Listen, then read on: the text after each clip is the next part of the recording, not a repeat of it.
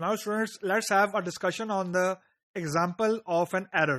अब यहाँ पे intentionally जानबूझ के मैंने लॉजिकल एरर या सिमेंटिक एरर की एग्जांपल को मैं डिस्कस करूंगा ताकि आपको थोड़ा सा अंदाजा हो कि how difficult it is to fix and understand the semantic error. So just look at the code जो भी स्क्रीन के ऊपर आपको नजर आ रहा है. रिक्वायरमेंट हमारी ये थी कि जैसे ही अमाउंट की वैल्यू 100 हो, जैसे ये लाइन नंबर 2 में लिखा हुआ है, जो हमारा प्रोग्राम है वो एक कैलकुलेशन का ऑलरेडी बना हुआ जो मेथड है या जो फंक्शन है उसको कॉल कर ले, जो कैलकुलेट टेक्स्ट वाला है, एंड सो ऑन. ये बेसिकली हमारी कोर की फंक्शनैलिटी थी. अदरवाइज हमारा प्रोग्राम एग्जिट कर जाए. तो हमारी रिक्वायरमेंट ये थी कि we just have to evaluate whether the amount value is 100 और नॉट. अगर 100 है तो कैलकुलेट टेक्स्ट वाला जो मेथड है वो कॉल कर लो, अदरवाइज एग्जिट कर जाओ. Now just look at the code. इस कोड में टेक्निकली, सिमेंटिकली या यूं कह लें कि इसमें कोई एरर नहीं है, इसमें कोई कंपाइल टाइम एरर नहीं है. यानी ये प्रोग्राम बिल्कुल सही कंपाइल भी होगा and it will run successfully. यानी आपको मैसेज नजर आएगा. इको का मतलब है आउटपुट. इसका मतलब है कि स्टार्ट कैलकुलेशन का जो भी आउटपुट है, जो मैसेज है स्टार्ट कैलकुलेशन, वो आपको नजर आएगी.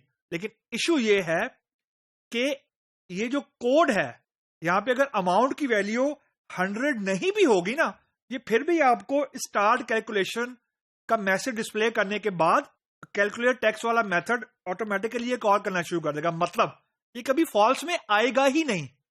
रीजन, जो हमारी इफ कंडीशन है उसमें हमने आइडियली तो लगाना था इक्वालिटी का साइन. यानी वी हैव टू इवेल्युएट कि क्या अमाउंट की वैल्यू 100 है कि नहीं. अगर अमाउंट की वैल्यू 100 थी या अगर अमाउंट की वैल्यू 100 है, only then your program should call this method calculate text और स्टार्ट कैलकुलेशन का जो मैसेज है वो डिस्प्ले होना शुरू हो जाए. लेकिन क्योंकि हमने यहां पे ऑपरेटर देखे, यहां पे सिंगल इक्वल टू को साइन लगाया हुआ, इस सिंगल इक्वल टू के साइन की वजह से you will and up with having the true value of if always. कभी एल्स वाले ये कोड में एल्स वाला पार्ट है उसमें कोड कभी आएगा ही नहीं. रीजन कि हमने 100 की वैल्यू असाइन कर दी है अमाउंट को. जो सिंगल इक्वल टू का साइन होता है ये असाइनिंग का साइन है. तो अगर असाइनिंग सक्सेसफुली हो गई है, जो कि हो गई है, तो वो इको और कैलकुलेट टेक्स्ट के मेथड में हमेशा आएगा. अब ये देखने में इसमें कोई टेक्निकल एरर नहीं है, कोई कंपाइल टाइम एरर नहीं है, लेकिन actually this is a very big logical error कि अगर अमाउंट की वैल्यू फॉर एग्जांपल यहां पे 10 भी है तो फिर भी इफ एग्जीक्यूट होगा. रीजन कि जो ये असाइनमेंट है, ये अमाउंट इज इक्वल टू 100, ये तो कभी भी फॉल्स नहीं होगी. It will always be true. हम तो कोई कैलकुलेशन तो कर ही नहीं रहे एक्चुअली, कोई हम इक्वलिटी को चेक तो कर ही नहीं रहे actually. We are just assigning. और हम असाइनिंग के बाद ये चेक कर रहे हैं कि अगर अमाउंट में वैल्यू सही असाइन हो गई है, then output is start calculation and just call the calculate text method. तो this is a very big logical error, semantic error. यानी देखने में टेक्निकली कोई गलती नहीं है, लेकिन आउटपुट हमेशा आपको ऐसे ही लगेगा कि कभी फॉल्स हो ही नहीं रहा. मतलब in other word, your program will never hit this line exit.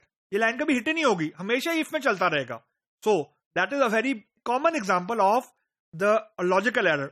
The corrected version is कि आपने सिंपली जो सिंगल इक्वल टू का साइन है उसको डबल इक्वल टू के साइन से रिप्लेस कर दें. और ये बड़ा कॉमन एरर है. जो डेवलपर्स हैं, this is a very very common error कि वो इक्वल टू का साइन अमूमन सिंगल लगा देते हैं, और जो क्यूए वाले हैं वो अमूमन एट टाइम इसको ओवरलुक भी कर देते हैं व्हाइल डूइंग द टेस्टिंग. तो सिंपल है कि आप इक्वल टू के साइन को डबल इक्वल टू से कंपेयर करें, rest the code will same. अब वो चेक करेगा कि अगर अमाउंट की वैल्यू 100 है तो स्टार्ट कैलकुलेशन का मेथड आए, आई मीन आउटपुट आए, और कैलकुलेट टेक्स्ट का मेथड कॉल हो, अदरवाइज एल्स में आ जाए. So that was a simple minor change जिसकी वजह से हमारी आउटपुट टोटल चेंज हो गई है. तो what I can say is कि जैसे ही लाइन ऑफ कोड ज्यादा होना शुरू हो जाता है, अभी तो 5-6 लाइन ऑफ कोड था तो हमने लॉजिकल एरर देख लिया.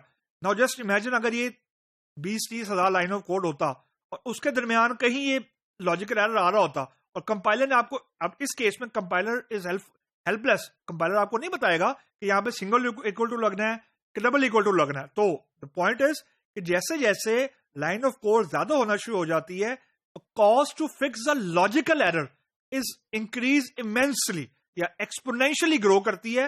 उतना ही डेवलपर का टाइम लग रहा होता है, और कस्टमर कह रहा होता है कि ये डेवलपर कर क्या रहा है, और वो एक्चुअली बेचारा लॉजिकल एरर को फिक्स कर रहा होता है, जिसकी जस्टिफिकेशन बहुत मुश्किल है किसी भी नॉन टेक्निकल बंदे को प्रोवाइड करना, कि लॉजिकल एरर ढूंढना कितना टाइम कंज्यूमिंग काम होता है।